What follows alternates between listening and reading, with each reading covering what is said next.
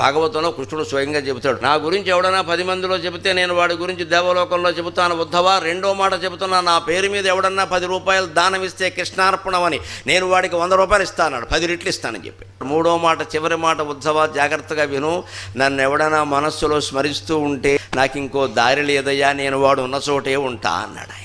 అంత గొప్ప అవకాశం ఇచ్చాడు. మనం సందుల్లో ఉన్నామా, గొంతుల్లో ఉన్నామా, ఉక్కబోస్తుందా, చలిస్తుందా అనవసరం అమ్మా. మనసులో గోవిందనామస్మరణ మానకుండా ఉంటే చాలు. అప్పుడు మన ఆరోగ్యాన్ని ఆయనే కాపాడుకుంటాడు. ఇంత సులభమైన ఉపాయాలు ఉన్నాయి, ఏమీ చేయక్కల, మనసులో స్మరిస్తే చాలన్నాడు. దానికి కూడా బద్ధకమై కొంతమంది మహానుభావులు ఎలా ఉంటారంటే, ఆ స్మరించాలన్నా కూడా దేవుడు అనుగ్రహించాలి, బద్ధకం మేళం అంటారు వీళ్ళని. ఆకలిస్తే అన్నం తినట్లా, ఉప్మా తినాలన్నా కూడా దేవుడు అనుగ్రహించాలని నోరు మూసుకుంటున్నావా? 2 కేజీలు ఉప్మా లాగించేసేవి ఇక్కడ. దైవస్మరణ చేయడానికి, పుస్తకం చదవడానికి అప్పుడు దేవుడు అనుగ్రహించి, ఎందుకంటే మనకి ఇష్టం లేదు. సొల్లు కబుర్లు చెప్పుకో, ఆశమ్మ బోషమ్మ అంటే గంటలు గంటలు చెప్పుకుంటారు కూర్చుని ఇక్కడ.